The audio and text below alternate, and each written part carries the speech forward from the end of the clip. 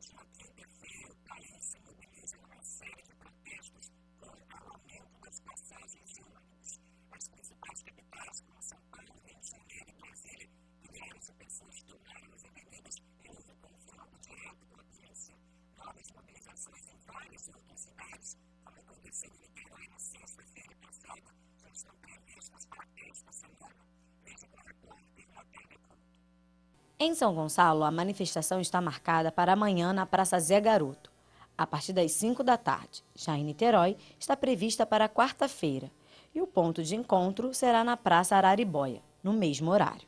A organização está por conta das redes sociais. Dezenas de perfis convocam a população para novos protestos na região metropolitana. Além do aumento nas passagens de ônibus, a mobilização agora também pede o fim da corrupção e diminuição nos impostos cobrados pelo governo. A velocidade com que as postagens ganham força é recorde. O pedido foi para que todos usassem roupas brancas, mostrando que o objetivo do protesto é pacífico. No final da tarde de sexta-feira, o centro de Niterói foi tomado por milhares de pessoas que pediam o fim dos aumentos nas passagens de ônibus. Há 10 anos! 10 anos! Cobrando imposto acima do PIB. Se o PIB cresce 6%, o imposto cresce 8%. Isso há 10 anos é assim e ninguém fala nada. O comércio e o trânsito foram fechados nas principais avenidas. Da Praça Araribóia, os manifestantes seguiram em direção à Câmara Municipal. Quem tentava passar de carro teve muita dificuldade. Eles têm o direito de reivindicar pelos direitos deles e que não tenha nenhuma confusão, nenhuma briga, ninguém se machuque. Isso que a gente espera só. Mas o tumulto foi inevitável. Muitos deitaram no chão com as mãos na cabeça e foram dispersados pelo batalhão de choque, que tentava manter o controle. O batalhão com cães também deu apoio. Bombas de efeito moral e spray de pimenta foram usados nas situações mais complicadas.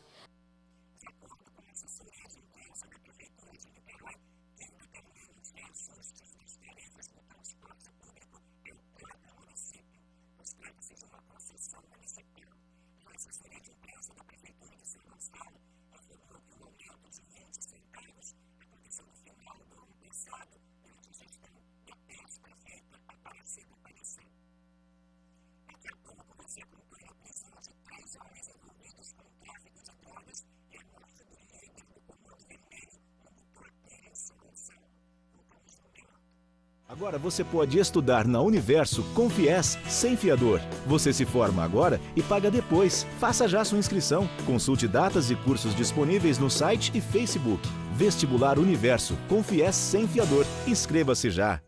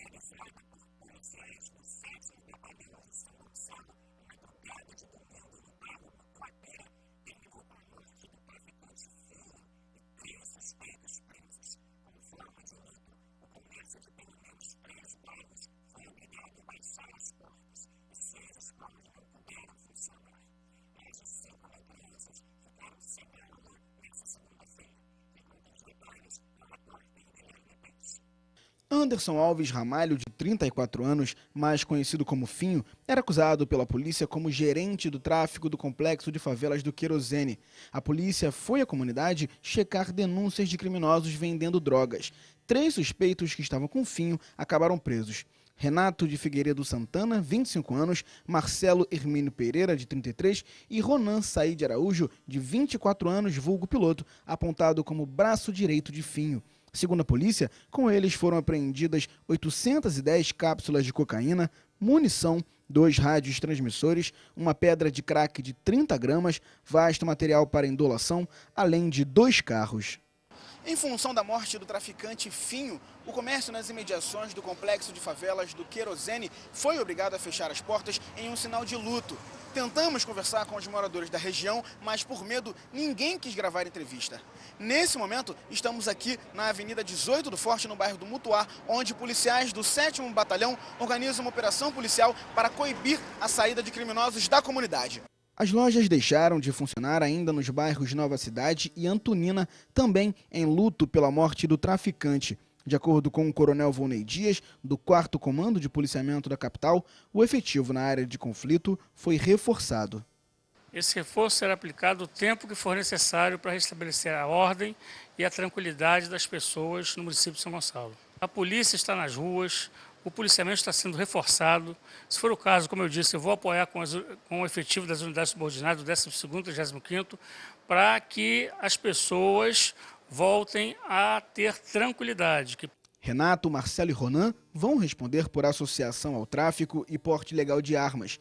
De acordo com a polícia, Finho foi para São Gonçalo após a implantação de uma unidade de polícia pacificadora no conjunto de favelas do Alemão, na Penha, zona norte do Rio, onde gerenciava o tráfico da comunidade da Fazendinha. Ele também era suspeito de ser o mandante do assassinato de um topiqueiro em junho deste ano, no bairro do Boaçu.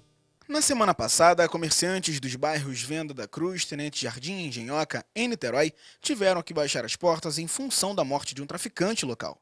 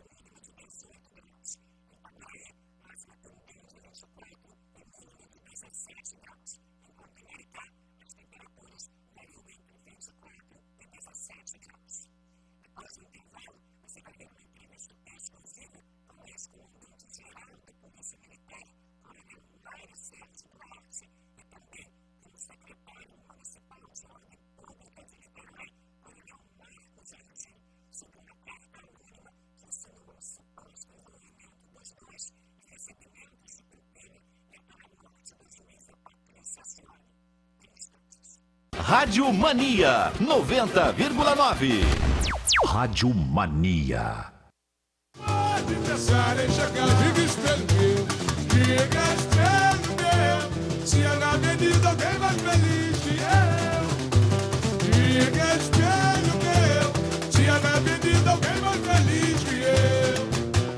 Oh! Rádio Mania 90,9. Rádio Mania.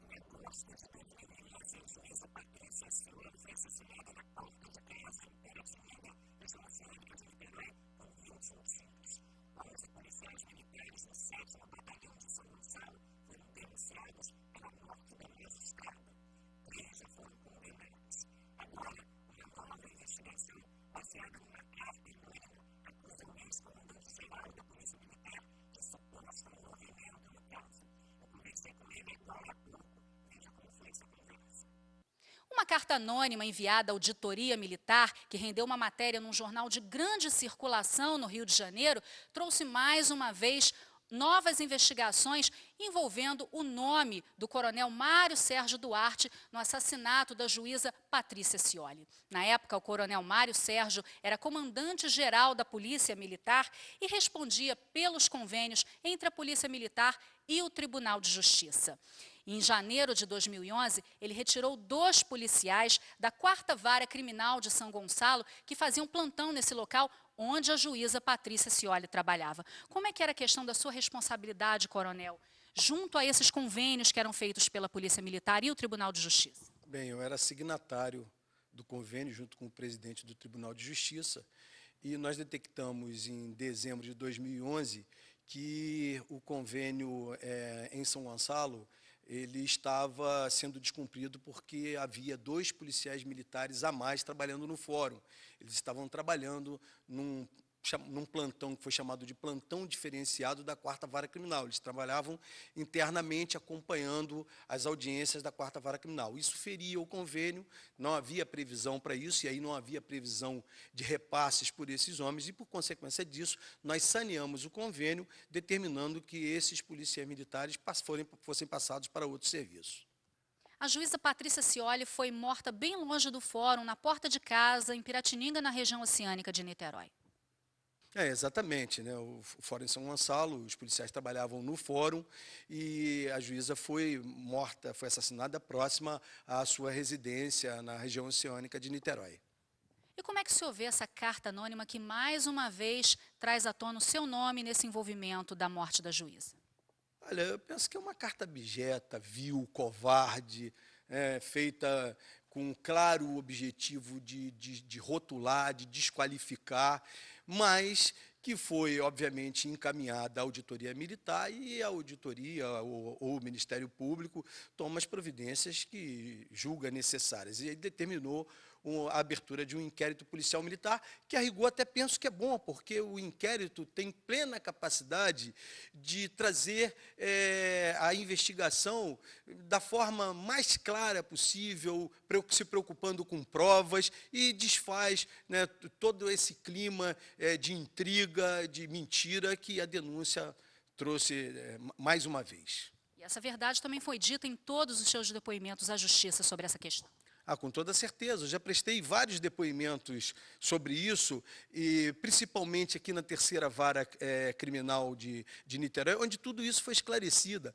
Tudo isso foi esclarecido. A situação da remoção dos policiais, inclusive exibindo que em 2007 o mesmo problema havia sido detectado pelo comandante-geral da época, no mesmo fórum, na mesma vara criminal, e os policiais militares haviam sido removidos e transferidos de batalhão, pelo menos um deles transferido para o 13º Batalhão da Praça Tiradentes. Então é o seguinte, nós apenas reiteramos aquilo que aconteceu no passado em termos de ação de comando. O comandante-geral na época era signatário do convênio, como eu sou também, e a mesma atitude eu fui também, e a mesma atitude foi tomada. A primeira medida que o senhor tomou logo depois da prisão do coronel Cláudio Oliveira foi o pedido de exoneração. Exatamente, né? Eu tinha que deixar clara a minha responsabilidade política na indicação de um comandante que estava sendo acusado do assassinato de uma juíza. Um fato que é sem precedente na história do Rio de Janeiro, e um gestor de uma corporação como a Polícia Militar, com responsabilidade, tem que deixar isso claro antes que recaia alguma suspeita de uma autoridade, né, acima de mim sobre a indicação do coronel. Então, a responsabilidade política ficou bem clara, exibida com a minha saída. O senhor tem uma experiência pessoal com a morte, com a perda de pessoas queridas, que realmente isso marca a vida de qualquer pessoa. Como é que isso deu parâmetros para o senhor para poder lidar com perdas assim, parâmetros morais, parâmetros pessoais, no seu trabalho e na sua vida pessoal? É verdade que ao longo da minha carreira eu procurei privilegiar a vida. Eu procurei desconstruir uma política de ódio que foi espraiada no Rio de Janeiro, numa época que o mais importante era obter uma gratificação por consequência de confrontos. Então, eu segui um caminho diferente. Eu não tenho autos de resistência na minha carreira, mesmo tendo trabalhado no Batalhão de Operações Especiais, e talvez isso tenha sido influenciado porque eu sofri uma dor muito intensa quando eu tinha 13 anos de idade, porque meu pai foi assassinado, ele foi esganado, jogado num valão, por uma questão banal da ordem política. E eu resolvi seguir, mesmo abraçando a carreira policial, eu segui um caminho totalmente diferente, de aposta na vida. Apostei muito na pacificação do Rio de Janeiro, nos momentos mais dramáticos, como do Alemão, eu procurei deixar clara a nossa intenção de preservar vidas, e preservamos até a vida dos criminosos. Então, eu fiz a minha carreira assim. Sofri uma dor intensa, mas jamais quis isso para alguém. Um outro ícone da segurança pública aqui na região de Niterói e São Gonçalo é o coronel Marcos Jardim. E agora também, junto com o senhor, levanta-se questões da relação dele, uma suposta relação com o jogo do bicho aqui na região. Como é que o senhor vê tudo isso? Pois é, nessa denúncia aí, essa costura de mentiras, a gente vê o nome de um coronel que é símbolo para Niterói e São Gonçalo. O coronel Marcos Jardim comandou com muito sucesso 3 vezes essas unidades, que ele comandou 2 vezes São Gonçalo, comandou uma vez aqui o batalhão de Niterói. É uma pessoa extremamente reconhecida pelo Poder Judiciário, pelo Ministério Público, alguém que goza de uma imensa credibilidade. Hoje é secretário de Ordem Pública aqui de Niterói. Eu penso que isso é ótimo para o município, e a gente vê o nome do coronel Marcos Jardim exposto dessa maneira, sendo execrado por uma pessoa que provavelmente é uma pessoa desqualificada e que mente grosseiramente nessa denúncia que ela faz. E mesmo com toda essa história envolvendo o seu nome na morte da juíza, o senhor vai continuar acreditando no trabalho da imprensa? Claro, a imprensa é fundamental para a existência da democracia. Eu sou francamente favorável aos regimes democráticos, eu sou contra os regimes de exceção, e eu acho que nós temos que estar sujeitos às necessidades da mídia. Eu não tenho que fazer as vontades de jornais, de canais de televisão, mas eu tenho que atender às necessidades. Se há suspeitas contra mim, elas serão levadas a público. Eu, mais do que o direito, eu tenho a obrigação de fazer o meu accountability, eu tenho a obrigação de exibir essa minha responsabilidade, fazer a minha prestação de contas. E serei sempre solícito com a mídia, com aquele canal de imprensa que me procurou num primeiro momento, que deu a matéria, e com todos os outros canais de televisão, de rádio e de jornal que me procurarem. Muito obrigada por todos os esclarecimentos, coronel. Cristiane Bastos, para o Passaponte Notícias.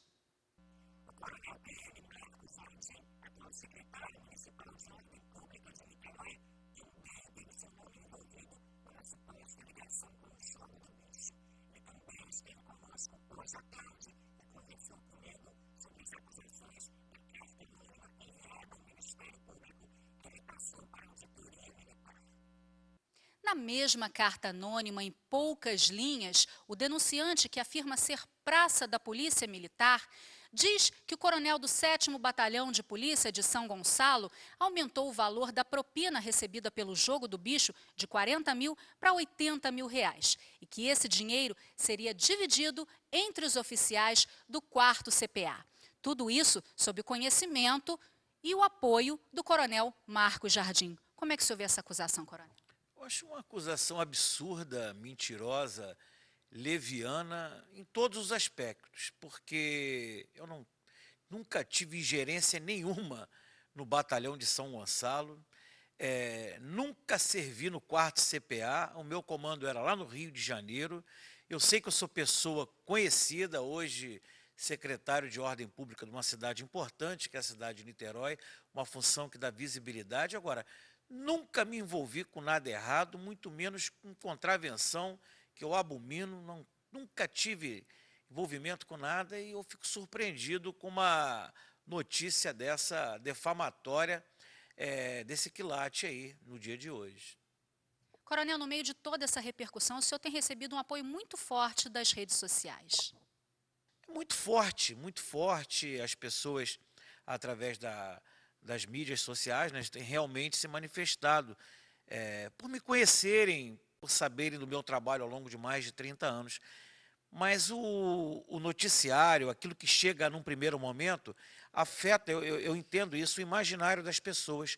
E é o que nos preocupa, porque depois explicar uma primeira notícia é complicado. Mas eu tenho minha consciência tranquila, e as pessoas que acreditam em mim, eu espero que não venham a se abalar ou sequer pensar coisa diferente sobre a minha conduta. Nunca me envolvi em qualquer coisa errada e vou continuar trabalhando dessa forma.